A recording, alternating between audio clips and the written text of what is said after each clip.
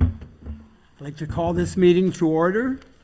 I'd like to begin by acknowledging that the land on which we gather is the traditional territory of Anishinaabe, Ottawa, and Mississauga peoples.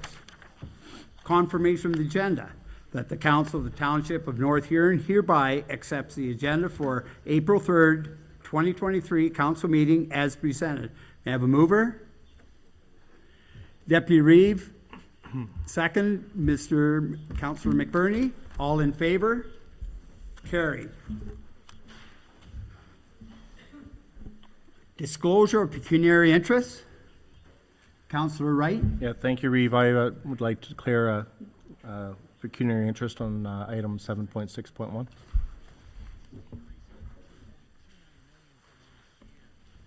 Thank you.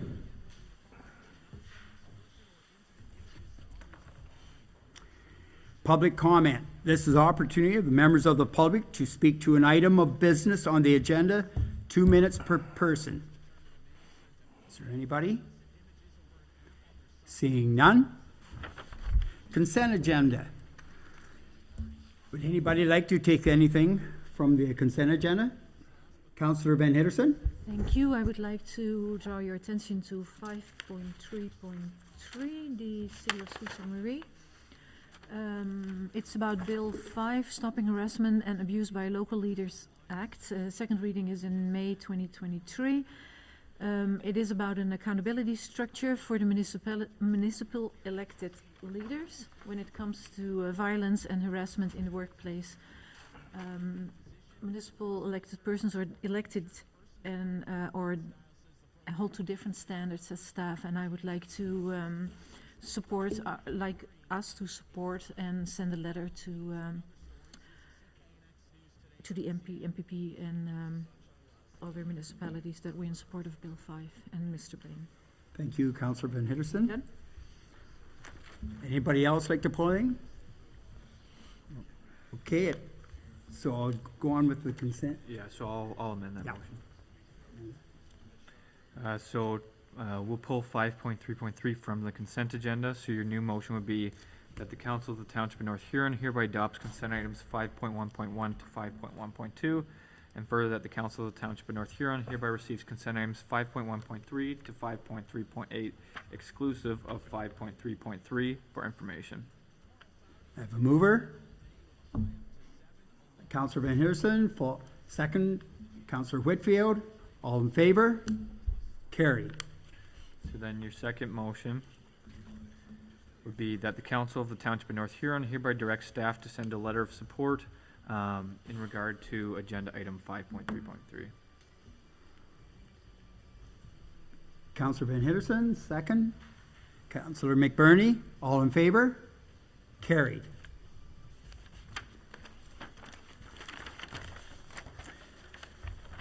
Public meetings and delegations. We're at 6.1, statutory public meeting of the 2023 budget. We have our treasurer is very sick and was unable to make it tonight. So I'd like to just have a discussion. How would you like to proceed with this? This came just lately to us, so we have to discuss what you'd like to see. Any discussion? Councillor Faulkner? I wish the treasurer well. I've had this budget in front of us. We've had this budget in front of us for about almost 5 months now, since we first saw it. I saw the final draft that was put forward for the statutory public meeting, and I found nothing that would that I was in non-agreeance with. So I would, in my own opinion, I would say we would move forward with the presentation. I don't think his being here would change much as far as the numbers that are already in front of us here. Thank you, Deputy Reeve. Anybody else is anything? We'll go here and then over here, okay? Yeah, thank you, Reeve. Councillor Palmer? I every time I look at it, I find new anomalies. Every time. And some weren't dealt with that I brought up last time. So I'm And I'm also very deeply, deeply concerned about the basic $400,000 cut from rec. Like, that's almost a 20% slash of the whole budget. Like, my business wouldn't be able to operate with that type of cut. So, you know, I think it's still and I realize we need to make some cuts, but need to make smart cuts, well thought of cuts, thought about cuts. And, so, you know, I see there needs to be more discussion. Is how far do we go? I'm all for a low budget, just like everybody else is, but nowhere along the line have we been asked, well, council, what do you think about the capital expenditures? We used to. The last thing we talked about always was capital expenditure. What do you think? You know, if we took this out, or we maintain that, like, we always went down the list, keep, cut. And it was our job to do that. And there's still, I see one item that could come out, and there's some questionable ones that we haven't discussed enough. I brought it up last time. Just, like, I'm feeling there are lots of comments just being rolled over. Not getting answers, no action. What does it take for an action? Notice a motion? Like, I'm tired of the thought that to get anything around here, you gotta have a notice of motion when it comes to budgetary things. It's not right. We should just be able to discuss it and have at it. And so I just see that the game's not over with yet. And Councillor Wright? Yeah, through you, Reeve. So to echo some of those thoughts, there hasn't been a strong track record of us raising questions in council, and if the questions don't get raised during the meeting, of them getting answered after the fact.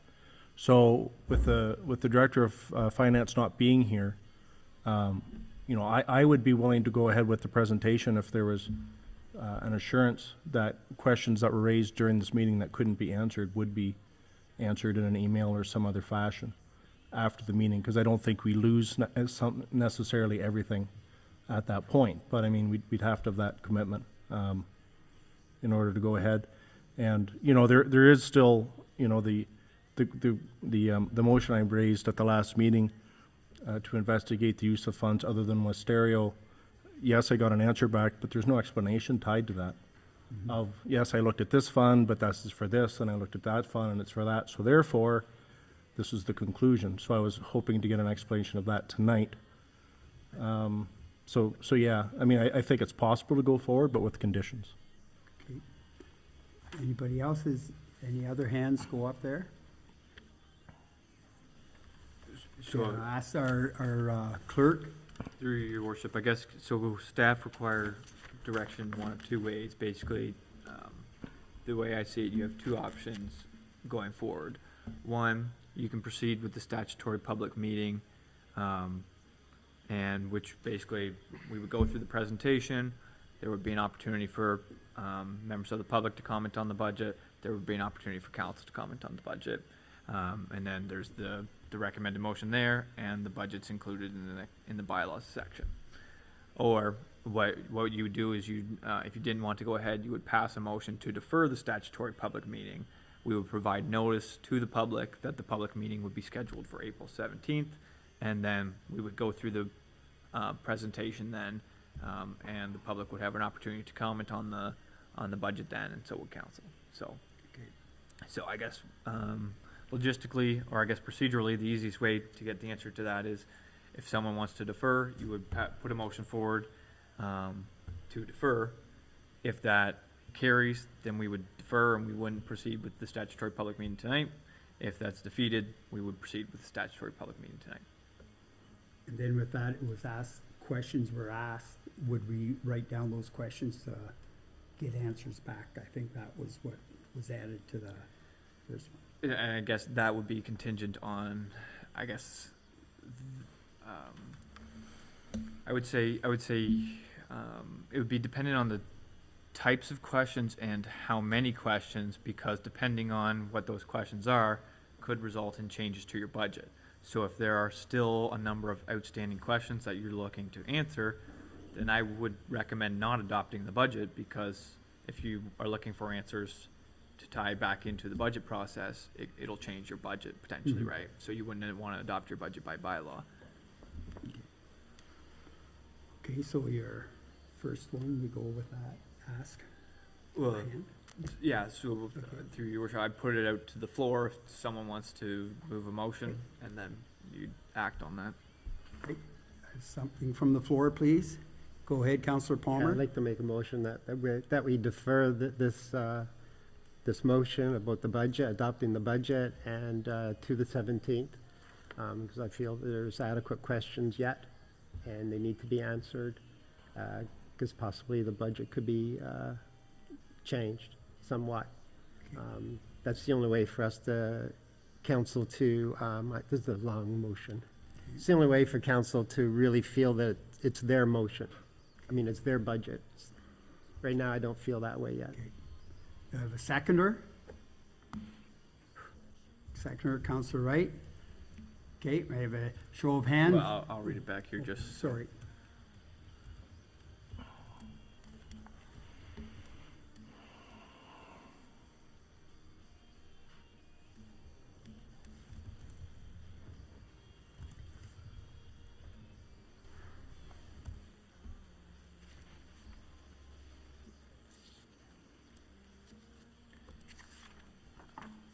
So your motion on the floor is that the council of the Township of North Huron hereby directs for the statutory public meeting to be, that the council of Township of North Huron hereby directs that the statutory public meeting for the budget be deferred until the April 17th, 2023 regular council meeting.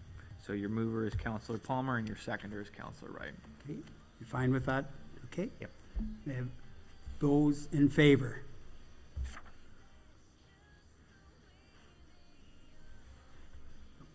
Defeated. So then, based on the direction of that motion, we will proceed with the statutory public meeting tonight. And so in the absence of the Director of Finance, the CAO will present those materials.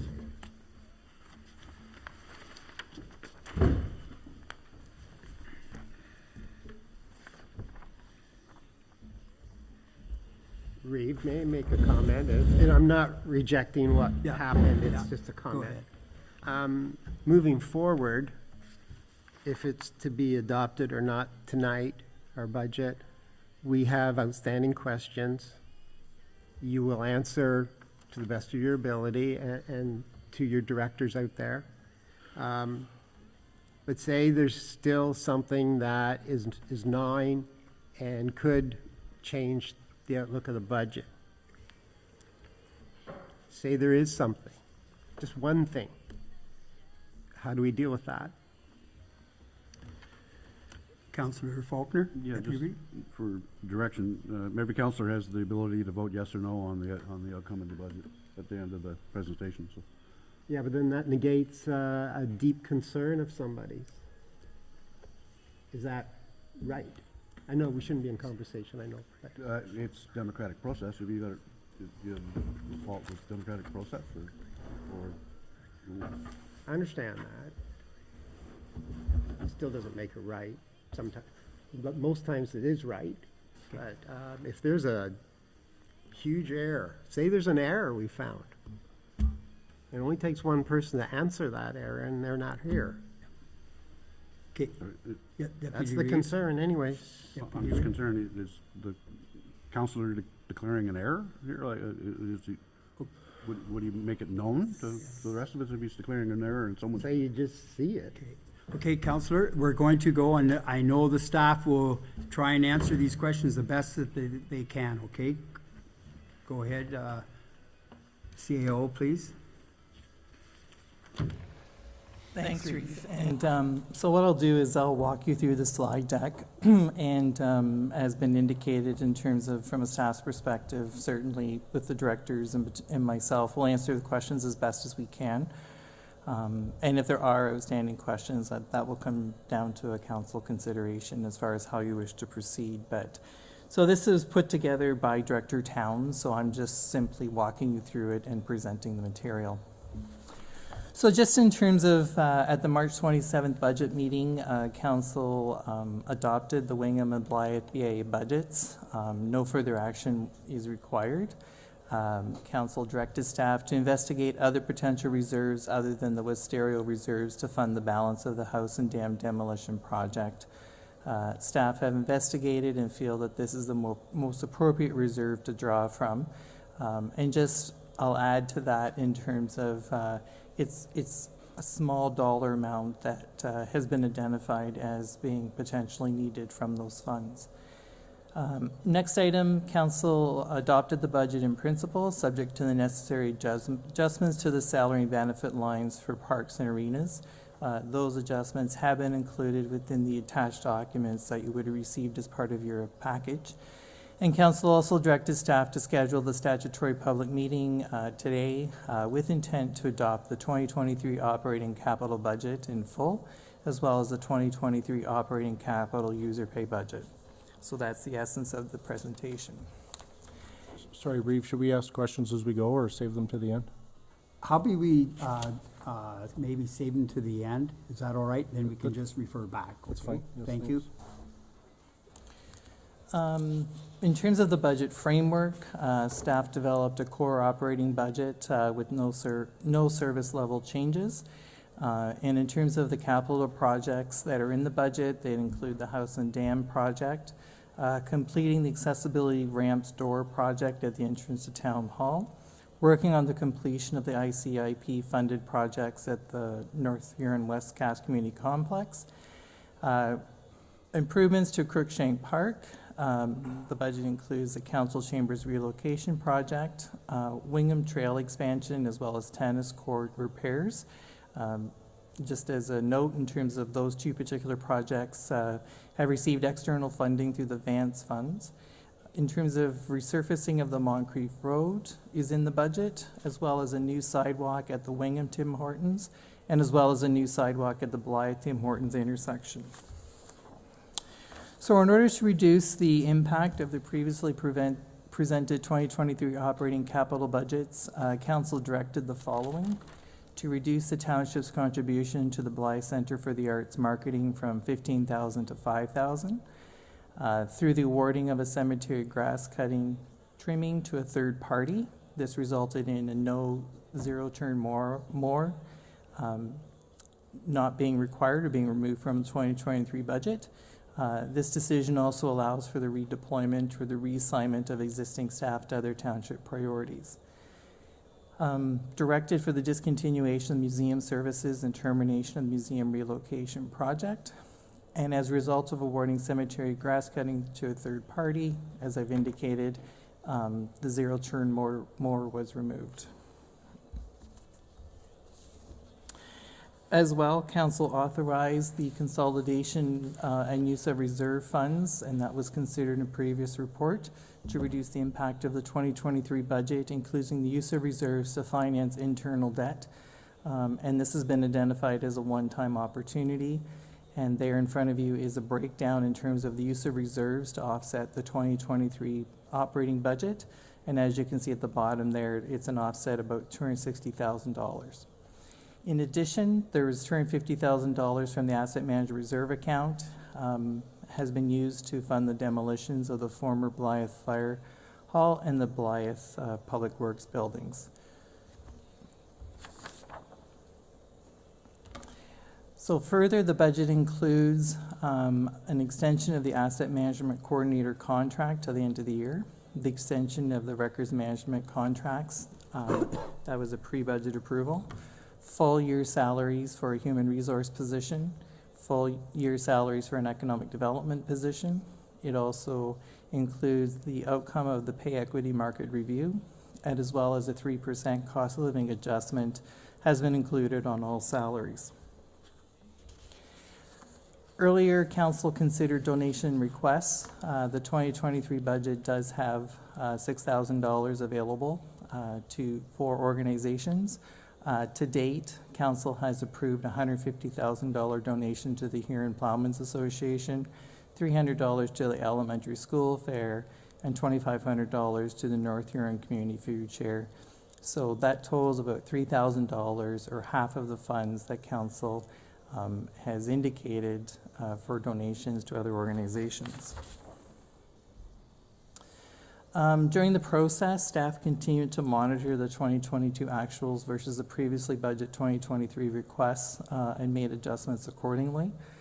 Further reductions continued based on the 2022 actuals and the projected 2023 operational requirements. And there's a breakdown in terms of the adjustments that were made between January 16th budget meeting and the most recent budget meeting held on March the 27th. So in terms of breaking it down in terms of total tax dollars, you can see how the tax dollars are proposed to be allocated in this budget. So you see transportation services at 30%, protection to persons 25%, general government at 1%, capital costs 13%, planning and development 4%, recreation and culture 20%, social and family services, 2%, health services 1%, environmental services at 6%. So that's the allocation breakdown of the tax dollars. In terms of the total bill impacts, the chart below shows the impacts of the proposed tax levy against each of the 3 wards. The variances are directly related to the change in the police services billing model. This is the first year of the new billing model for all 3, East Wawanosh, Blythe, and Wingham. So this variance that you're seeing below is a one-time referred to as a makeup period. And this will be equalized. You'll see that occur in the 2024 budget. So in terms of a residential property, in terms of with an average assessment value of $199,700, Wingham will see a decrease of $275.30. Blythe will see an increase of $328.10, and East Wawanosh $490.46. And you'll see at the bottom there that's broken out in terms of day, week, and month. So day in Wingham, it would be 75-cent dollar savings. Blythe would see an increase of 90 cents a day, and East Wawanosh would see an increase of $1.34 a day. So in terms of total bill impacts, this is broken out in terms of Wingham, Blythe, and East Wawanosh, and you can see 2023 and 2022. Essentially, what this illustrates or shows is Wingham, in terms of total bill impact, will be a decrease, 8% for residential at the top there. In terms of Blythe, focusing again on the residential, 12.16%, and in terms of East Wawanosh, 19.62%. So we've talked about this previously, but just in terms of as we move forward in 2023, and as been indicated the last meeting, in terms of, we will be moving forward with a strategic planning exercise, and as we do that, and as we move through 2023, it's important for us as council and as staff to identify and achieve efficiencies, to seek cost-saving opportunities, to ensure that we're fiscally responsible, to continue assessing our service levels, continue investigating alternative service delivery models, review the costs of service delivery, review staffing levels, and reassign as necessary or as we can to maximize our available staff resources, evaluate our wants versus our needs, plan for future capital requirements, increase future capital spending, reduce operating costs, and consider the elimination of area rating towards street lighting. And just to elaborate on that, at the only item that remains area rated at this time is street lighting. Everything else is divided accordingly. In addition, with respect to our user pay system, which is our water and our sewer system for future considerations, as council and staff, we need to plan for future capital requirements, we need to increase future capital spending, and we need to look and do a review of our water and wastewater user rates. In terms of our user pay capital projects, there's a number of projects that are included there. These are funded from the Water and Sanitary Reserve Funds. So capital projects include the Wingham Standpipe replacement or upgrade, wells 1 and 2, reservoir cleaning and inspection, valve deficiency replacements, black flow prevention installation at the Blythe Campground, sludge assessment and haulage, Blythe Sewage Treatment Plant environmental assessment, Blythe Sewage Treatment Plant UV system, valve and yoke replacement at lagoons, and Blythe Sewage Treatment Plant ferric building repair. So in terms of a breakdown of our user rate dollars, 34% for wastewater operating, 16% for water capital, 39% for water operating, and 11% for wastewater capital. And that's the presentation. Okay, thank you very much, CEO Evans. And this time, we're going to take questions, but I'd ask that we keep them, we'll let the director from each one come up, and then you could ask your questions that way, along with, if they could just sit beside CEO Evans, and then the questions could go out to them, okay, to make it fair? So, if I may, your worship, just because it's a statutory public meeting, you'll want to start with any questions from the public first, Sure. and then your members of council. The back, please. Come up to the front. Yeah. Come on up to the front. The mic's on the front here, sir. Thank you. I just need a name for minutes.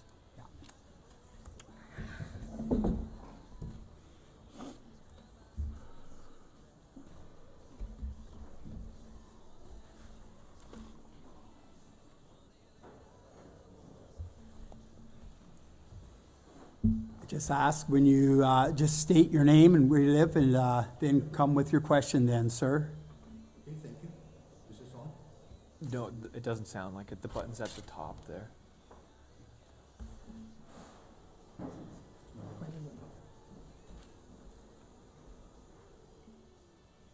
Yeah, it's on now. Thank you. Thank you. My name is Rennie Alexander, and I just have a question. This kind of goes along with what Councillor Palmer was saying.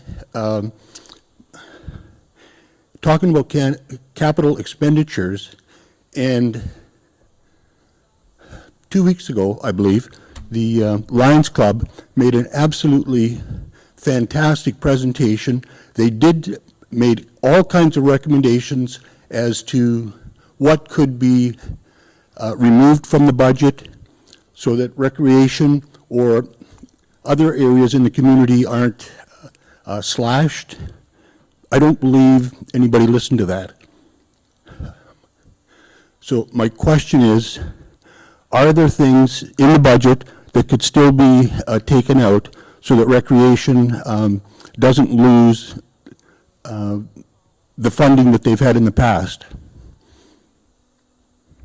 Thank you very much. Okay, am I going to get an answer, or is that just a question in the wind? No, you'll be getting an answer. Go ahead. Councillor Palmer had his hand up there. I think there were other, Yes, there were. yeah. Okay. It'll be referred to later. Thank you. Thank you. Okay.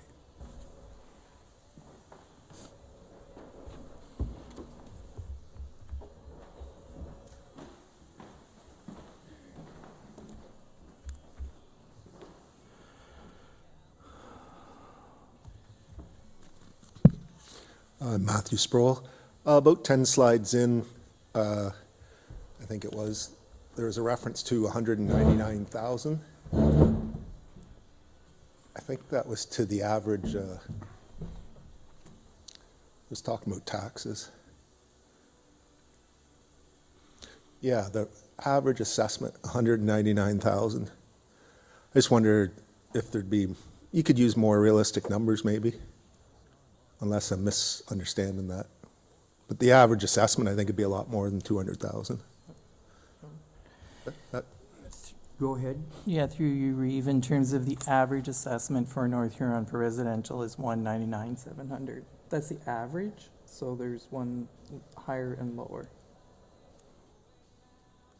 And that's North Huron as a whole. The average house sells for 199,000? The average Assessment, assessment, Oh, I see. two different things. two different things. Thank you. Were there any other questions?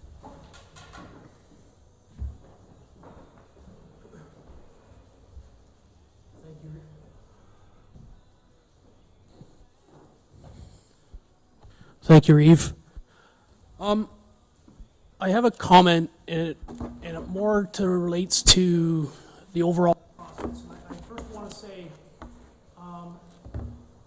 in sitting in your seat for the last 8 years, I can understand the pressure and the pain that you have felt in the last 5 months.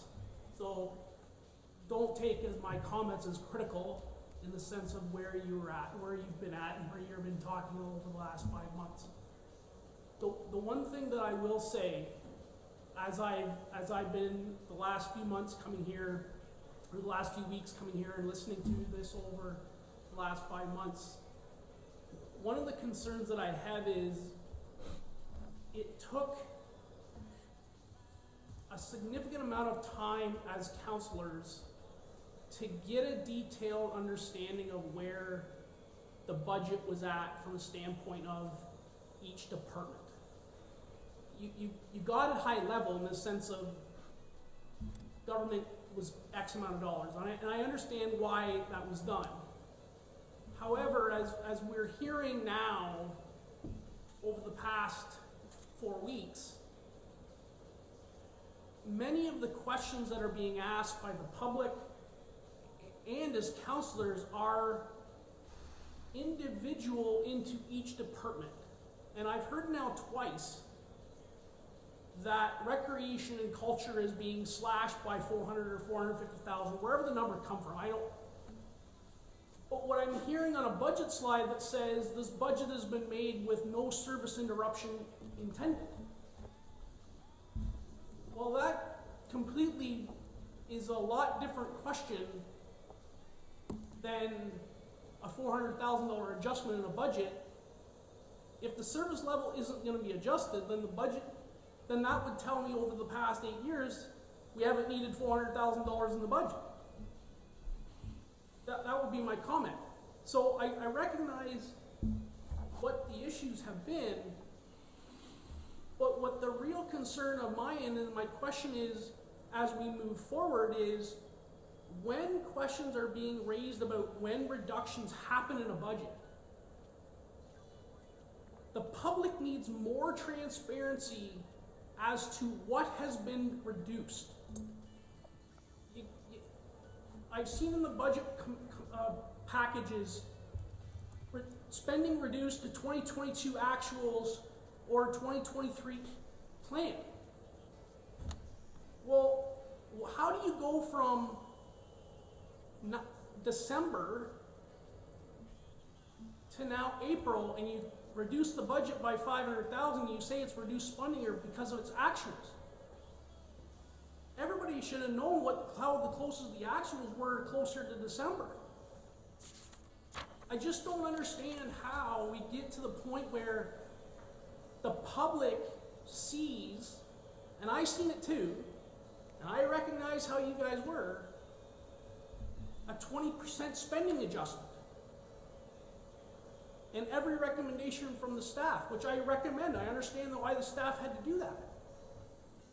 But that pulls a massive public outcry, which you have seen, and now we've reduced it to whatever we have based on what we think is more realistic expectation.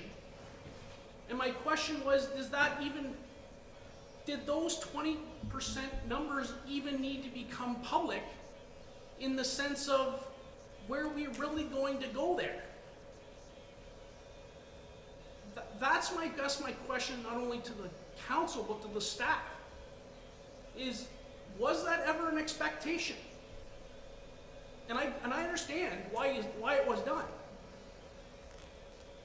But I don't think ever that when I was on council, or even before that, when I lived here before, like when I was on council before, I recognize the media blows out stuff because they can. But we have to recognize what that stuff does to the public and the communities and the community partners that this is. The municipality is a massive corporation that has many partners in it. And not one decision is going to be unilaterally decided without having to figure out what the rest of the partners are going to do. So that's my comment. My question is really about the budget process. Is how do we get more information to the public about reductions so the public truly understands why things cost the way they are? That's the issue that we're running into. When I was on council, I suspect exactly why you guys are winning, and the staff as well. So those are my comments and my questions. Thank you, Reeve. Thank you very much.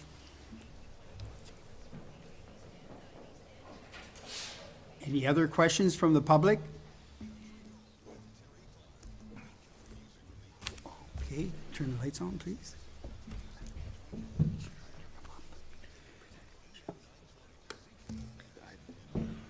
Turn it over to council to see what questions they have, if any. Okay, I'll turn it over to council at this time for questions that you have, and if you'd like to have the director come up beside CAO Evans, go ahead, okay? Right here. Thank you. Yeah, thank you, Reeve. So my first question is on the use of the Wisterio Fund to fund the house and dam removal. So staff didn't provide any criteria in their response of why they felt the Wisterio Fund was most adequate for this. And noting the asset management reserve is being used to pay for the demolitions for Blythe assets, could staff provide some context into their feeling that the Wisterio Fund is the most adequate fund, most appropriate fund? Respond. I'm, just in terms of, I think, so Director Towns looked at the reserve funds, and with respect to this particular project, it's viewed again as a Wingham project, and I know not everyone shares that view. And then on that basis, then in terms of the recommendation, I guess, or the continued recommendation in terms of to look at the Wisterio funds to fund the project. Just in terms of the dollar figure, I mean, it's around, it's less than $10,000 is the figure that we're looking at. So just to put it into context. Can I follow up, Reeve? Yes. So staff can say it's only $10,000, but it's being budgeted for $300,000, which is almost the entire Wisterio Fund. If this project goes over budget, the Wisterio Fund is going to be used up to $300,000 to cover those overages, correct? No, through your read, back in December, if you remember, council received a report, and that report put a cap on, I believe, is $100,000 from Wisterio. So it's through OSIF, through the House and Dam Reserve Fund, and then in terms of the balance would be funded through the Wisterio, but it has an upset limit of 100,000. Okay. Thank you. That's better. Thank you, Reeve. Any other questions? I thought I saw a hand over on this side. No? Okay. Okay, Councillor Palmer, go ahead. Yeah, I've got a few. We'll just go with the OPP. I was a little concerned that, and I don't understand why the East Wallinash has doubled from its norm. And the police aren't going to be running the roads anymore than they normally do. And why would the fee go double, like from 145,000 to 308? It doesn't make sense. They spend more time in Wingham. Now, Wingham, yeah, well, Wingham isn't even that much higher, the figure, like 450 basically, compared to poor little East Wallinash, when all they do is run the roads back and forth once in a while. They don't do radar there, other than in Belgrave, I guess they do, but, you know, there's no special happenings there, but it all happens here. So that one just makes no sense to me. It's not fair. I don't know how that one is figured out. Do you have an answer to that? Through you, Reeve, just in terms of, so We were under the OPP contract, which, is an OPP contract for Wingham, and then Blythe and East Wallenosh were under the OPP billing model, as you're aware. Yeah. The OPP contract is no longer in place, which means the OPP is providing policing services to the entire One bill. municipality of North Huron. And then in terms of how that's looked at is in terms of assessment. So in terms of your assessment, Wingham versus your East Wallenosh versus your Blythe. Yeah, it's not fair when you have farmland assessed high, and it'll be even higher. You might as well make East Wallenosh pay most of it, because the farmland's gonna be assessed out of this world next time Impact gets a hold of it. So there's gotta be another model, a fairer model, a use model. We have history. I would go more by the history use. I think that should be looked at. Then, Go ahead. well, that was it for OPP. And then just the tax impacts, 19% increase for East Wallenosh. Every year, we ask this, and somebody talks, but I don't understand. We don't understand why. The assessments are as they are. I'm looking at the page, and Wingham's getting a minus, a credit, and that'll be because of funding, right? Overage? Through you, Reeve, policing. Overage, right? Like they've already paid it, more or less. Yeah. So that credit, does it go back in to pay the bill that they would have? Or does it have to be made up by the other two wards? Through you, Reeve, in terms of through the reconciliation, there was approximately $590,000 that came back to Wingham, that was paid for by Wingham. And what council had decided was it was put into a reserve fund, so it was not allocated towards the policing costs. If it was to be allocated, council's indicated that that money is for Wingham. Now, whether it's for policing, whether it's for some other purpose, that's at council's discretion. But the reconciliation funds are intended to go to Wingham. As you've indicated, in terms of Wingham is currently looking at a decrease. So if we were to apply the reconciliation funds towards Wingham, it would further decrease that, if that was the wish of council. Is this the end of it? The end, sorry. The end of the, I'm just saying the overage, the overpay. So we'll go to normal next year in just the tax bill impacts. Yeah, through you, Reeve, and it's indicated on this slide that this is the first year of the new billing model, and this variance that we're seeing is a one-time makeup period, and that it will equalize in the next budget year. I hope so, because it's making farmland very expensive. The taxation out our way is high now.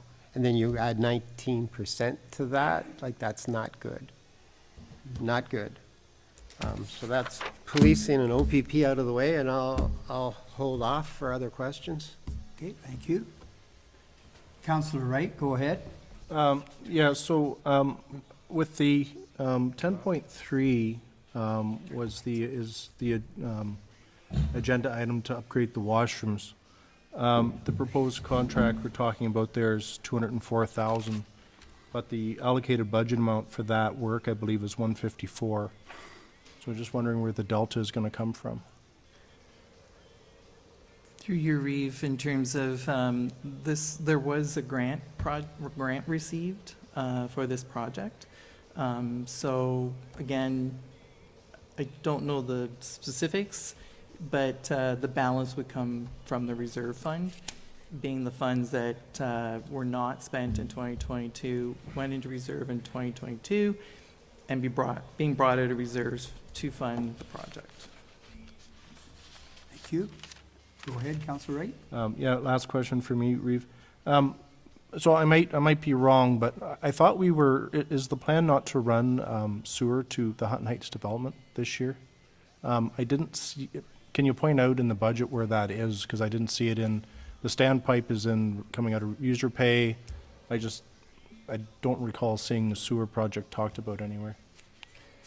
Through your Reeve, and again, I can't speak to the specifics in terms of the budget, but that project is intended to be funded through development charges, local improvement bylaw, and loan through Infrastructure Ontario.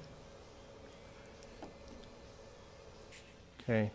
Yeah, I find it weird that maybe someone else saw it and I didn't, but I didn't see it in any of the budget presentation given to us, which I think is odd given the size of the project. Yeah, through your Reeve, just in terms of there'll be a future report. That project, phase 2 of that project is going out for tender. And when we get those tender results, we'll be bringing a report back to council. And that report will speak to the financing of that particular project. It's not intended that that project will be funded through taxation. Through DC charges, I take it? Yeah, DC charges, and through Infrastructure Ontario loan, which council had previously given authorization to. Just as a quick follow-up though, maybe it's a misunderstanding on my part, but isn't this supposed to approve the entire budget the municipality spends this year, whether it affects taxation or not?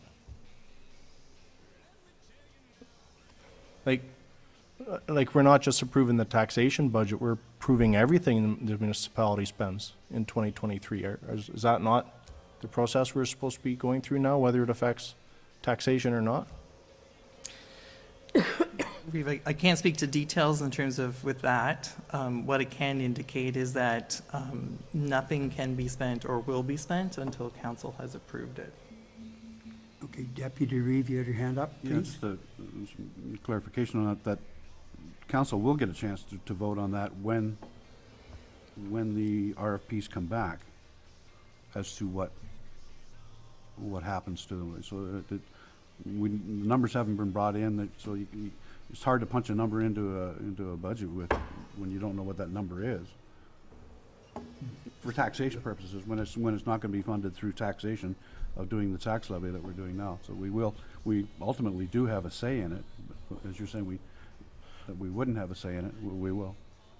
Well, yeah, I'm just confused about the inconsistency because the standpipe project also hasn't gone out to RFP. It's also user pay, so it doesn't affect taxation, but we have a line of sight to that one, right? So I'm just confused by the inconsistency, I guess. I can't comment on that. I can speak to Director Towns. Right. Okay. Thank you. Go ahead, Councillor Palmer. Hey, these are concerns, I almost want to call you Reverend, but Reeve. Maybe for Director of Rec should be up here to field some, please.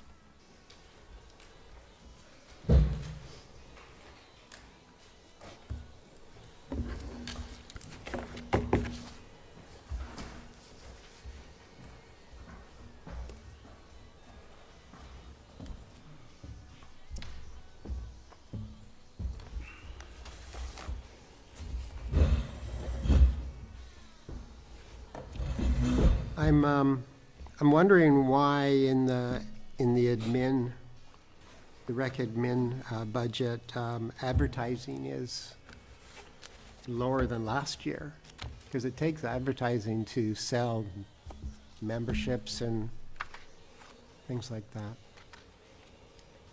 Through your worship, that number was, the amount that I submitted was cut. Okay, It was reduced by Director Towns. Okay, thank you. all right. The Knights of Columbus, I thought we were 19.5 as expenses and 12.5 for pledge. Was that not going to be paid this year? We're dropping 5,000 from a figure. So, we reduced their, utility costs by $5,000. And then which would have brought it down to, 14.5. And then the pledge amount is, before we get into the pledge, and then the they contribute a maximum of $10,000 toward the overall deficit of the building. And then last year, council reduced that by 50%. So, It's 19 and a half. yeah, And then 12.5, they're still to pay that pledge? 12.5 comes from the Knights of Columbus for the pledge for the construction of the building. Okay. Just wondering why the registrations and the memberships of the, say, the pool and fitness and such, the recreation programs, why they're not higher? Because, like, they're the same as last year, and it just seems that we should be, those departments should be building. You know, COVID's over. You know, if we're not building, what are we doing? I mean, growing. If we're not growing, what are we doing? Again, those are not the numbers that I submitted for the budget. I had submitted numbers depicting a growth in participation levels and things. In terms of recreation programs, off the top of my head, I think we had submitted about 104,000 for projected revenue. And then in Director Towns, I believe, reduced it to 95. Sorry, if you can just give me a moment.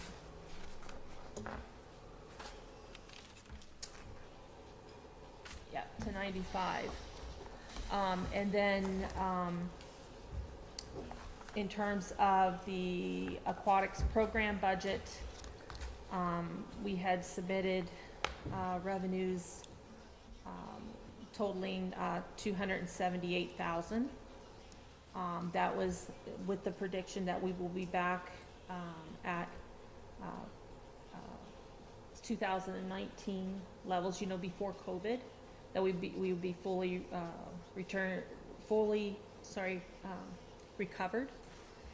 recovered. And then we had also increased our fees by 6.48% in the fall, and so that number reflected that as well as new programming, that we're putting in new programming as well.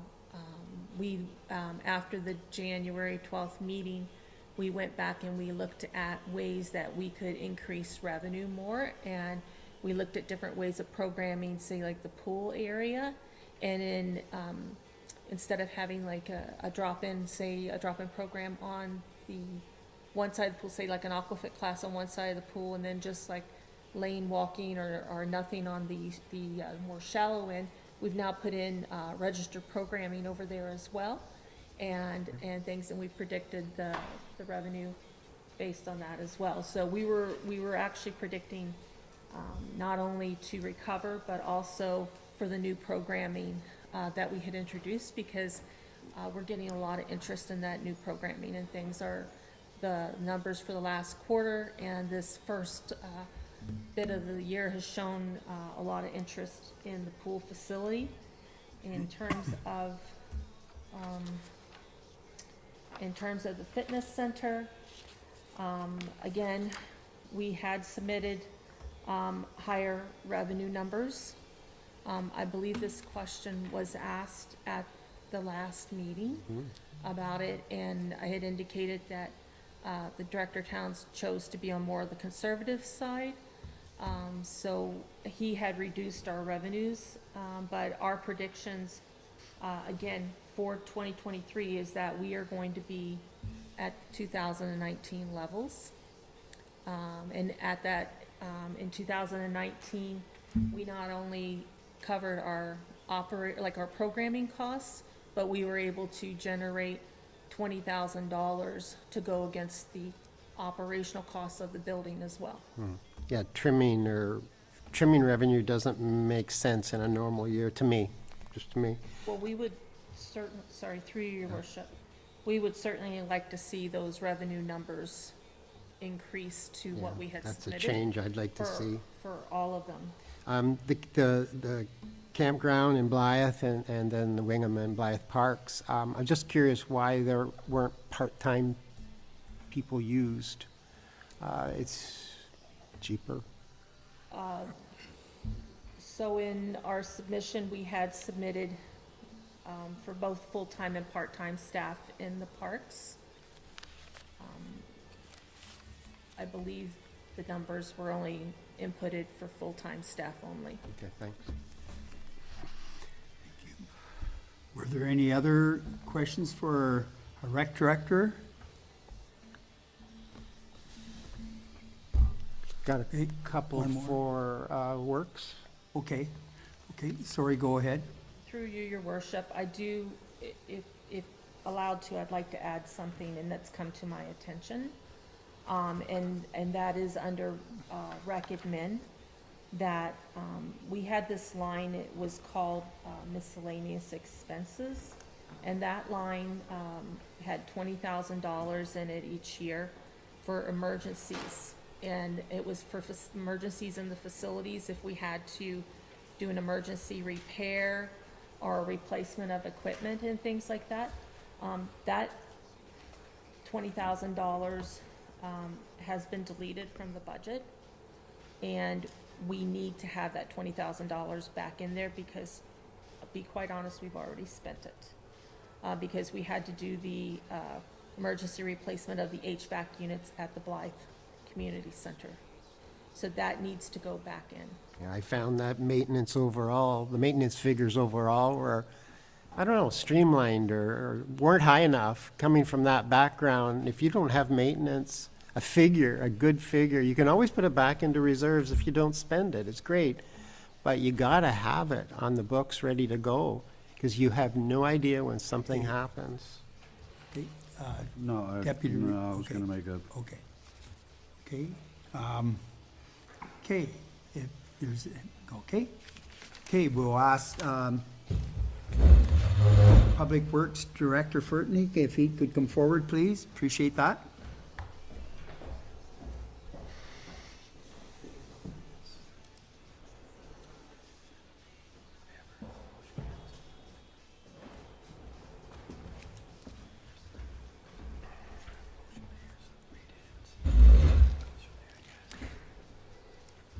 Thank you. Go ahead, Councillor Palmer, you had a question for? Thank you, Reeve. Yeah, a couple here. With the roads admin, I was, going from the last meeting to this, I'm not sure if it's been answered, but I don't feel it has.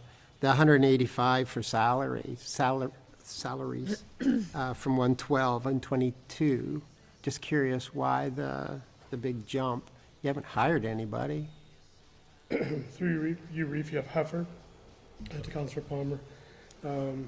I can't speak specifically to that. However, I can imagine that certainly step increases and COLA would certainly be a tribute to that.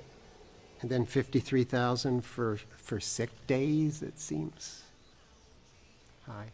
Again, through Reeve Heifer, I'd have to look into that a little bit further. Yeah, like I know you're put on the spot. We all recognize that.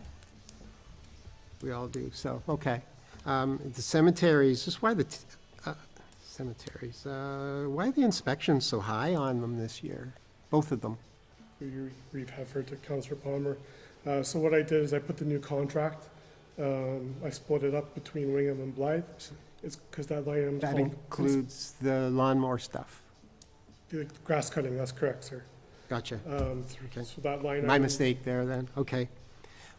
The waste, why are the tipping fees lower than they were last year? I always thought that that would be a standard, if not climbing figure. Through Reeve Heifer to Councillor Palmer. We went with the 2022 actuals, so we, essentially what we needed to do is make sure that we are on par with what we had last year. If we get more waste coming in, then certainly those revenues will increase, and it's all cyclical from year to year and season to season. Okay. All right. Any other questions for? Okay. Seeing, I just have a general comment I'd like to finish off with. Okay. Okay, no more questions then. Thank you, Public Works Director. Appreciate that.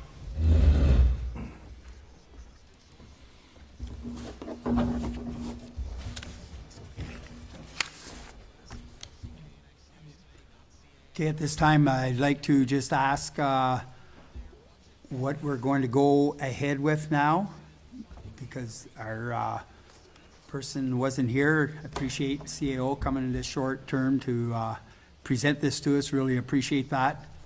And it's just one of those trying nights that can happen. Go ahead, Yeah. Councillor Palmer. Yeah, Reeve, right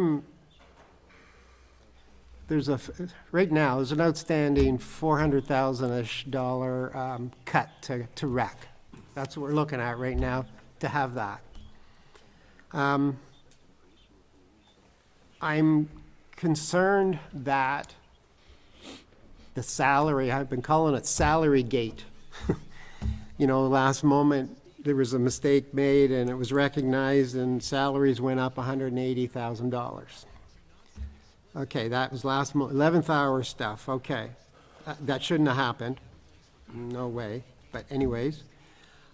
I'm just worried that we've got this $400,000 hole in a budget, and what else is missing? You know, I've mentioned a few things, and they're real things. So what else is gonna nip us in the butt before the end of the year? Truly, we're facing we could be facing a big issue, you know, coupled with, well, I see that services are gonna may get affected, and couple that with maybe the deficit, maybe she'll have a deficit at the end of the year. How's that gonna get paid, and whose fault is it gonna be? And I said that last meeting. And I'm telling you publicly, I'm saying if there's a deficit at the end of the year, it will not be the director's fault, because as we've found out that her budget is different from what Director Town's budget is. Who's right? Don't know. But we know that there's going to be potentially a problem, and it could be rectified. I don't think we need to spend $400,000 to bring that department up. But here's where, why don't you ask us about the capital expenditures? Maybe that plow truck isn't needed. Maybe that $185,000 could go into rec and satisfy some of those items that she deems necessary. Point of order. Okay, And, Point of order. oh, yeah, right. okay. The counselor's making accusations unfounded and unproven, unless he wishes to prove them to this council. They're just that, allegations, and I think it's within his proper code of conduct to do his own investigation. I don't think this is a platform that he can make allegations in the public as to any type of behavior on any staff or any counselor. So I wish that he would either Okay, substantiate or withdraw those comments. thank you. Okay, at this time, Actually, Reeve, could I? Yes. Oh, have I'm one so- thing? Thanks, thank you, Reeve.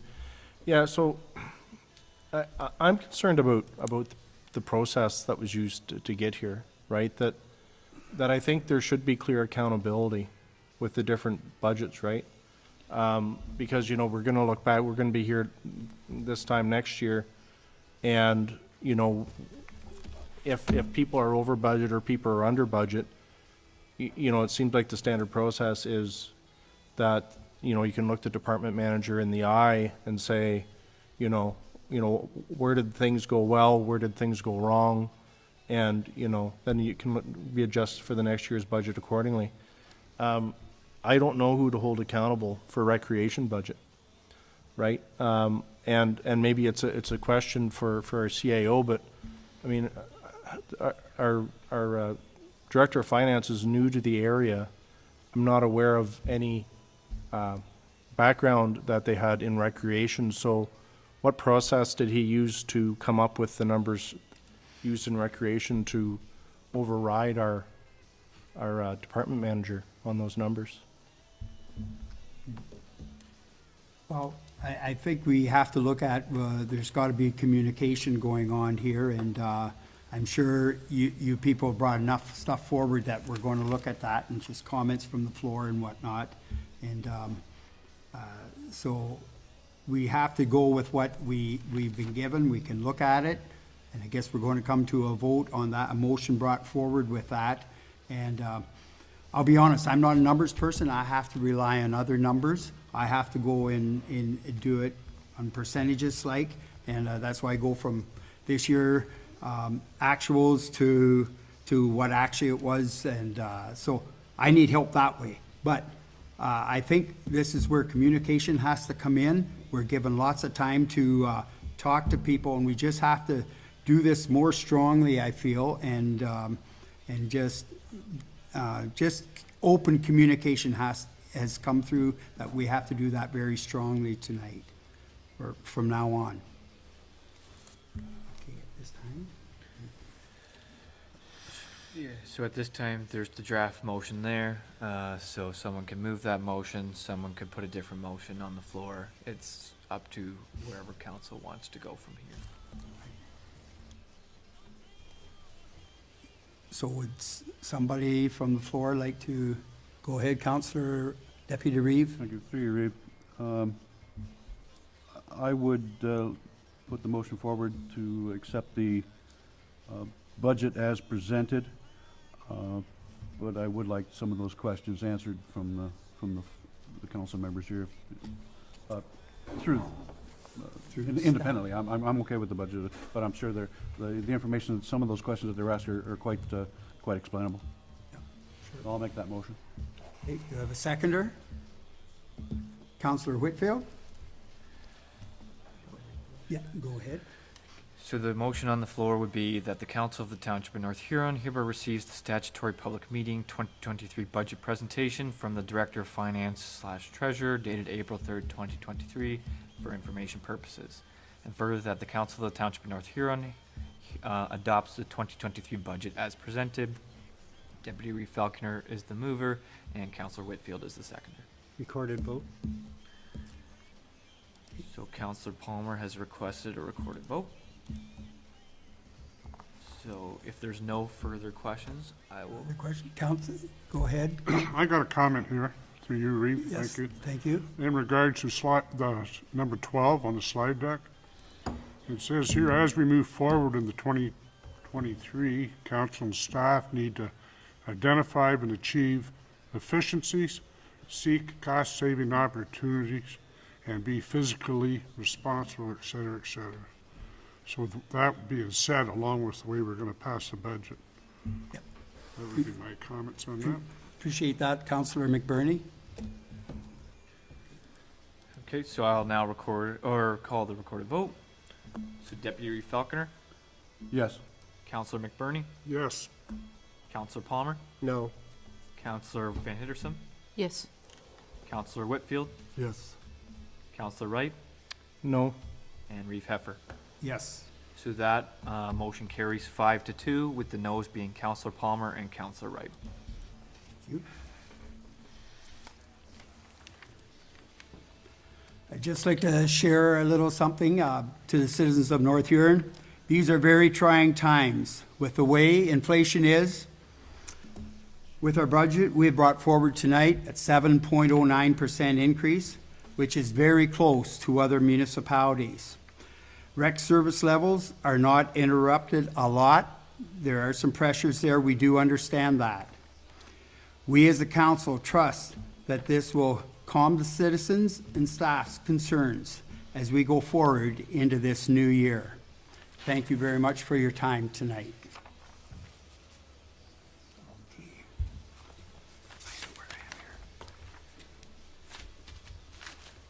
7.1.1, CL 2023-07, licensing food trucks on municipal properties. Sorry, we'll let our CAO come back to his seat.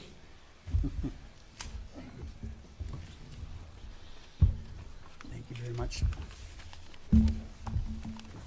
7.1.1, are there any questions for Clerk Lamb? Oh, yes, I had a question. Okay, may I have a mover and a mover, please? Yeah, Counselor Van Heersen, seconder. Counselor McBurney, all those in favor? Councillor Van Heersen did have a question, Your Worship. Thank you, Reeve Heffer. At the third page of your report, there is is the fees. It says $100 per event, rather than the current fees of $250 per day, $300 per year, or $400 for a multi-vendor license. Aren't we losing any money on that if an event, is it also for recurring events? Is it then $100 if you say we're here every baseball game, or how does that work? Because the current fee was $250 a day, so I found there a lot of difference in it. Are we losing money on that? So, actually, the way I think it's structured, or through your worship to answer Councillor Van Heersen's question, the way it's structured now, we're of the view that it would actually bring more money, because the way the current fees are structured, it never made sense for someone to do $250 per day when you could do $300 for the year. So everyone was licensed pretty much $300 for the year, or $400 for all the food trucks for under a multi-vendor license. Where now it's $100 per event per food truck. And I guess our rationale behind that is we didn't want to put it too high because we didn't want to discourage food trucks because it's going to cut in their profits for the event. So if they came for a festival that's the weekend, right? That license they'd pay $100 for maybe it's the Friday, Saturday, Sunday, and we just didn't want to put that too high, acknowledging that they might be doing an event multiple times per year. Okay, thank you. Deputy Reeve, please. Through you, Reeve, to Carson. This is just strictly pertaining to municipal property. Is that right?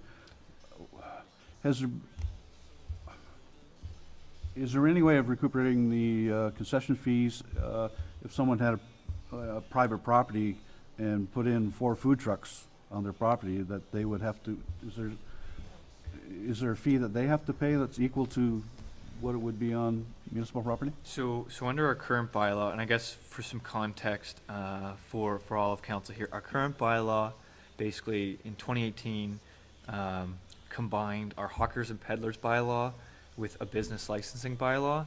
And when you read through the bylaw, basically it looked like at the time they were trying to account for the Harry Potter festival that was going on at the time. So basically it does a lot of different things, and because it's doing a lot of different things, it doesn't do a lot of things well.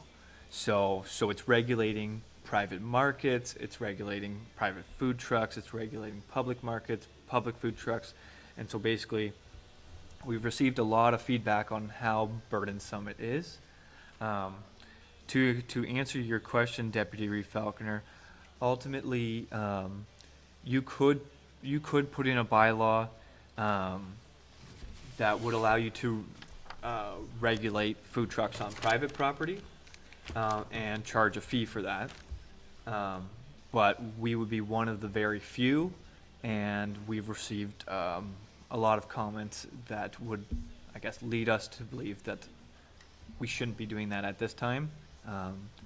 But that being said, and we've noted in the report and throughout the bylaw that in order for a food truck to operate on private property, it still has to be compliant with the zoning bylaw, right? So you can't, if you want to operate a food truck on private property, it's included in the zoning bylaw as a right in the commercial zone.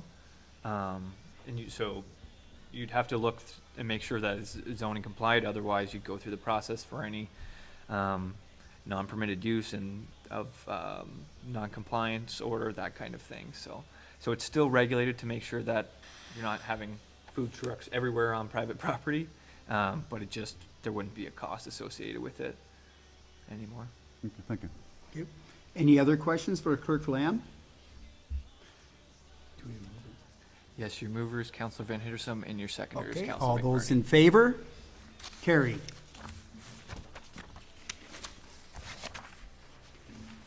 7.2.1, Finance 2023-13, request to repeal internal borrowing bylaws.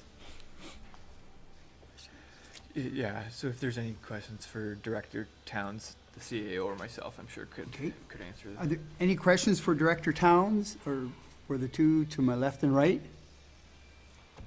Go ahead. Well, yeah, Reeve, so, I understand that there was a process used to consolidate reserves, and that was fine. I just don't, I guess, understand the connection between that activity and the request to repeal internal borrowing bylaws. Through your worship, to answer Council Wright's question, so for any internal borrowing, you need to have an internal debenture bylaw, which outlines your repayment schedule. Because of the consolidation of reserves, as part of that report, Director Towns had recommended that we pay off our internal loans. Because those loans are paid off, basically, you need to repeal that internal debt repayment schedule since it's no longer necessary. Okay, thank you. Any other questions for finance here? Seeing none, do I have a mover? Councillor Palmer, Councillor McBurney second. All those in favor? Carried. RC 2023-10, ICE in and out policy. Are there any questions for Director Ludenberger, please?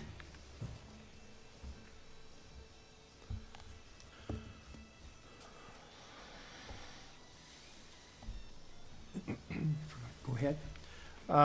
Yeah, so I guess it's a question, maybe more of a comment, more of an idea. I think in general, I don't have any strong arguments with where the in and out policy ends up.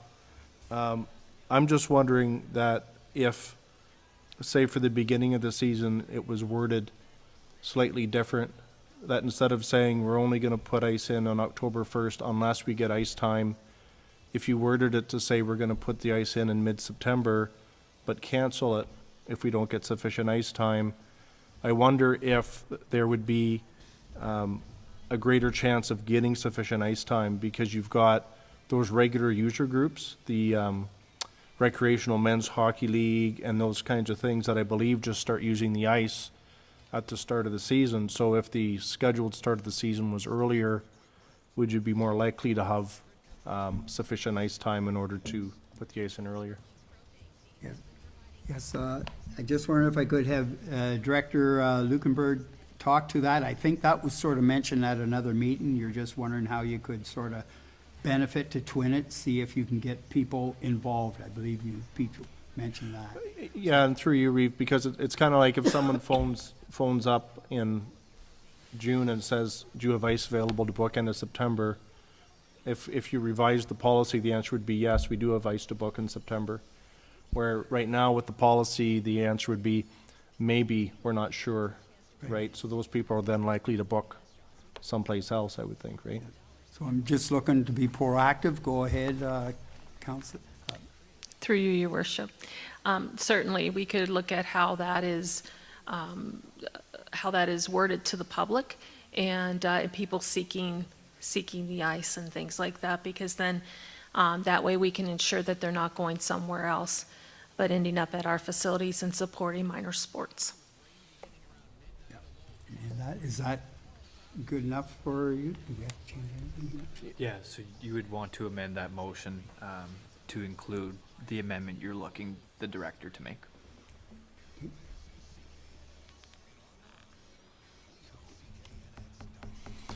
I'm not sure how to do that. So would you like to amend?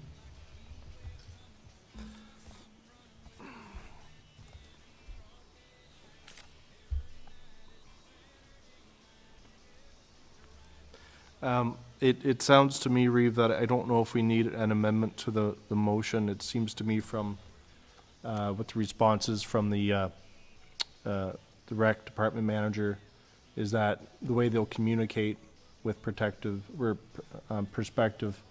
renters will be that, yes, we do intend to put the ice in mid-September. So yes, plan for it, but then they can still work on the way the policy is written Right. to cancel it if if there's not enough Not enough ice time. ice time taken. So I guess just to clarify, so the policy as written would not change, but what the rec department could relay, I guess, would be subject to change. And Yeah, just the communication protocol, correct? Okay, Yes. thank you. So my mover,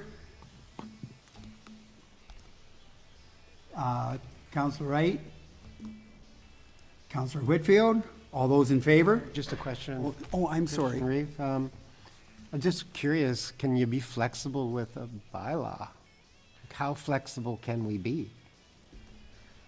through your worship, to answer Counselor Palmer's question, so this policy itself is not adopted by bylaw, but you set policies for a reason. So generally, if I guess my recommendation would be that if you're going to provide some sort of direction that deviates in any way from the policy, you should be probably amending your policy. doing it, okay. That would certainly be my recommendation. That way, because nothing's clearer than something that's written and documented. So, yeah, so you do have a motion on the floor, though.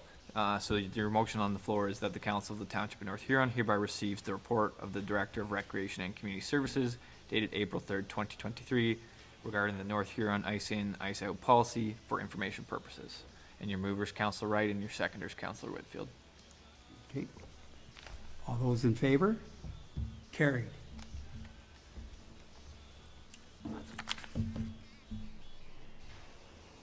Seven point 4.1, Public Works 2023-09, 2023 Municipal Development and Servicing Guidelines Update.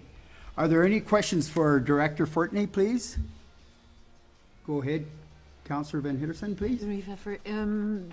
Is this policy going, working as of today, of when is it starting, and does it work for, does it change for contractors that are already working on a subdivision or any buildings, houses?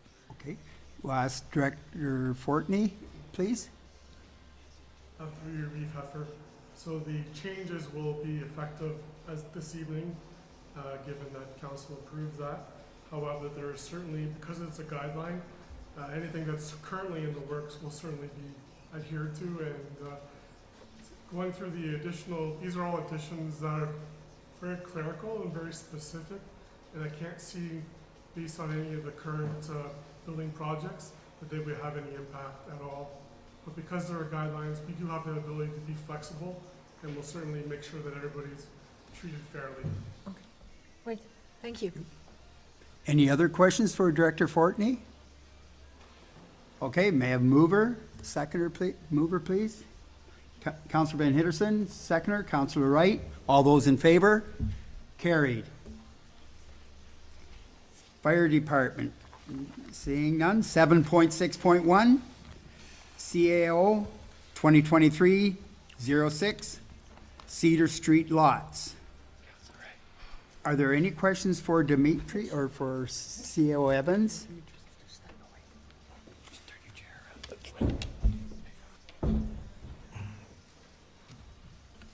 Okay.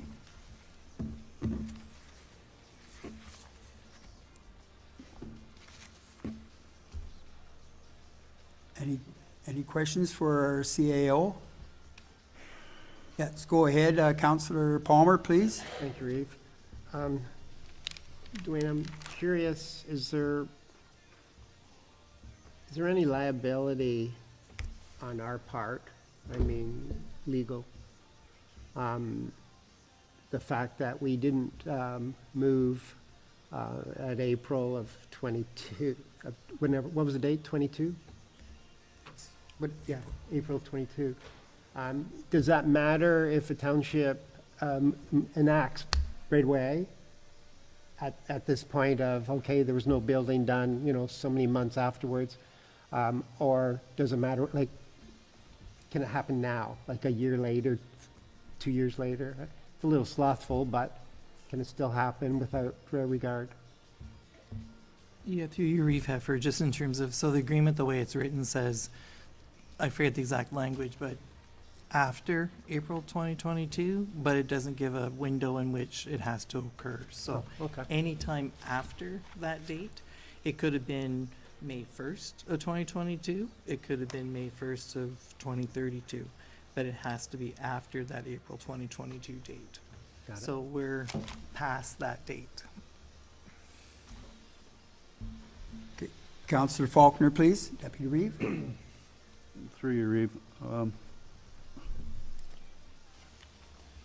The comment I want to make about the property, whether we use the buyback clause on it, is really neither here nor there. The township would require our industrial property if we could find it anywhere.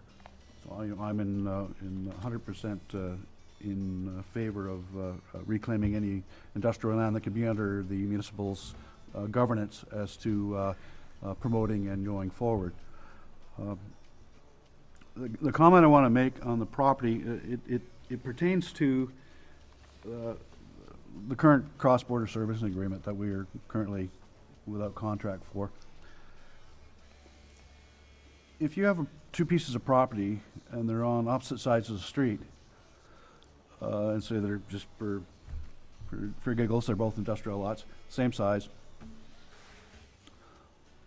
One lot would be, and they're for sale, and one lot could be purchased, but the taxes are much higher because it's in a municipality that generates the recreational abilities, the water, the sewer, all the things that businesses we need to attract customers.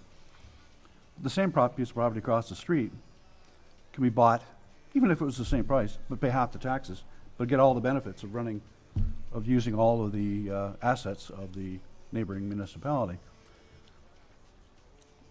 Which one would you be most likely to buy?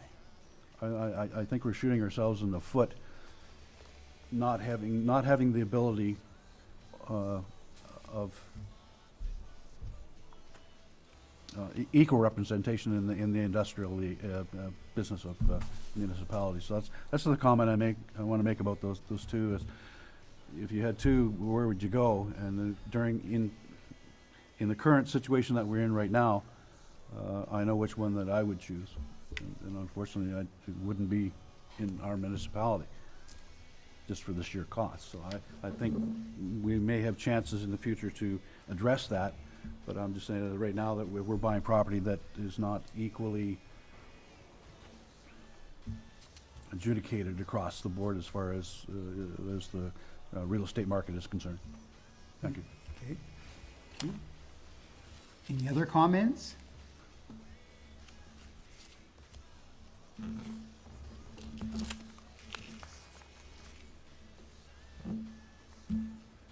Okay, go ahead. I see a hand. Was your hand up? Jeez, no, I'm Oh, okay, sorry. flexing my muscles. Okay,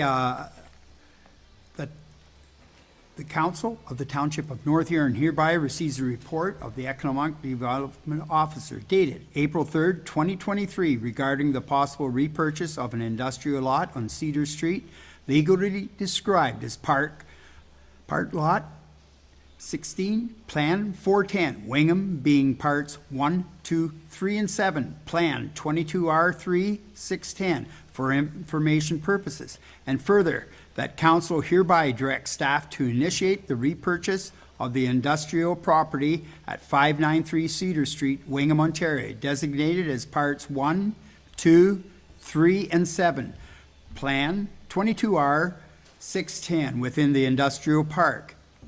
And further that, council authorized the Director of Finance, Treasurer to draw $22,500 from the Economic Development Reserve to repurchase the property. And further, that upon completion of the transfer of ownership back to the Township of North Huron, that the Council of the Township of North Huron hereby declares said parcel as surplus to the needs of the municipality. And further, that the council directs staff to proceed with the disposal of the said parcel in accordance with the township's sale and disposition of land policy using the direct advertising method. Do you have a mover? Councillor McBurney, seconder. Counselor Whitfield. All those in favor? Carried. Council reports. Reeve activity report. I'd just like to share that I was up at the Effie Madale Job Fair. They had a great turnout. They had a lot of the businesses around, like Cortiva, Royal Homes, and different ones, and a lot of kids were going around looking for summer jobs and whatnot. I know some of the people that were putting it on were very, very happy with that. And then went to the OFA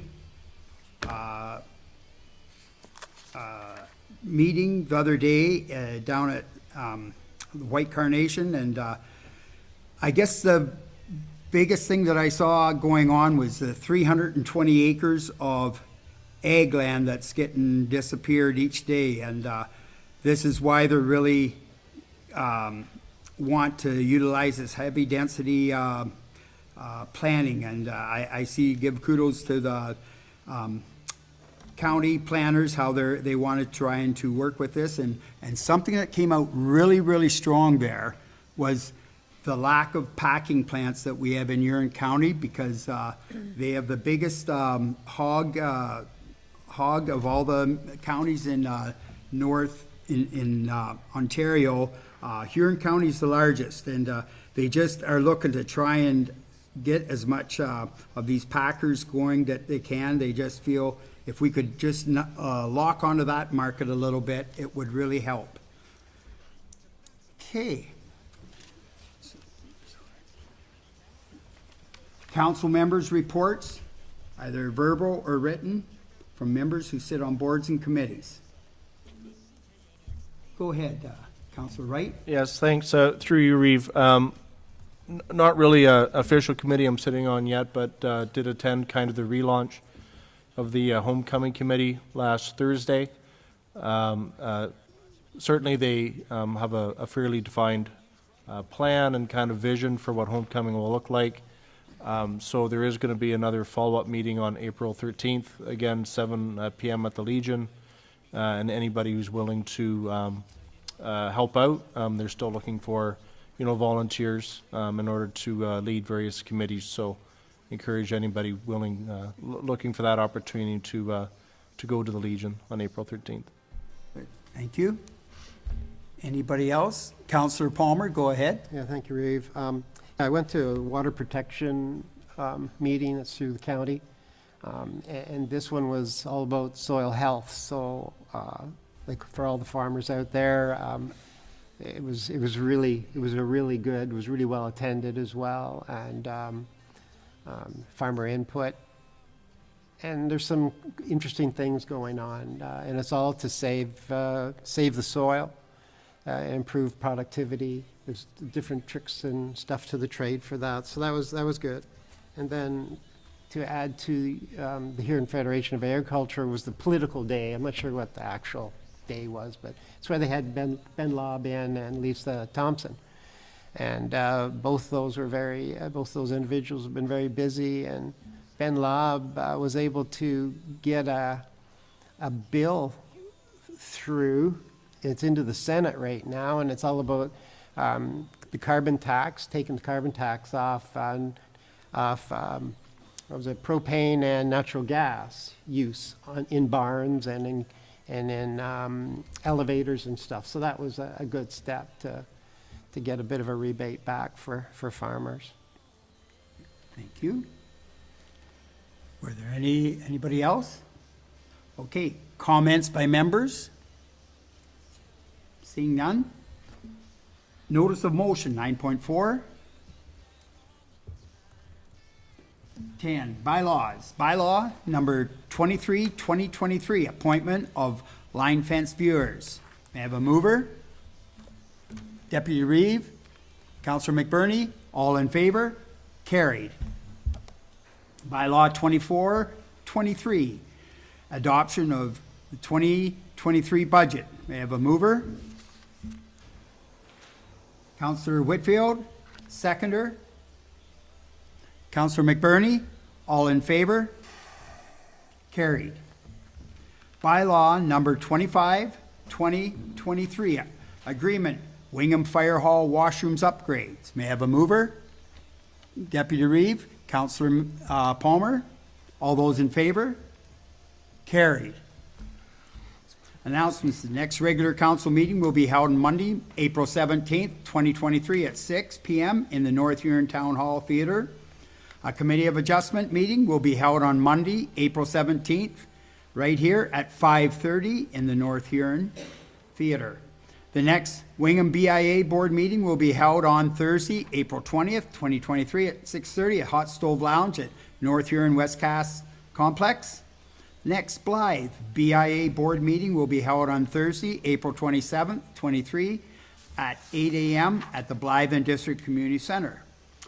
There will be an open house sessions to the public held regarding proposed updates to the Township of North Huron zoning bylaw on Thursday, April 20th, 23 from 10 a.m. to 4 p.m. at the Hot Stove Lounge at the North Huron Westcast Community Complex, and on Friday, April 21, 23 from 10 a.m. to 4 p.m. at the Blythe and District Community Center. Are there any other announcements? Seeing none. Other business? 13, closed session and reporting out that the Council of the Township of North Huron hereby proceeds into 7:36 p.m. to an in-camera session under Section 239(2)K of the Municipal Act to discuss the following: a position, plan, procedure, criteria, or instruction to be applied to any negotiations carried on or to be carried on by or on behalf of the municipality or local board. And further, that CAO Evans and the Clerk Lamb remain in attendance. May I have a mover? Deputy Reeve, Councillor Palmer, all in favor?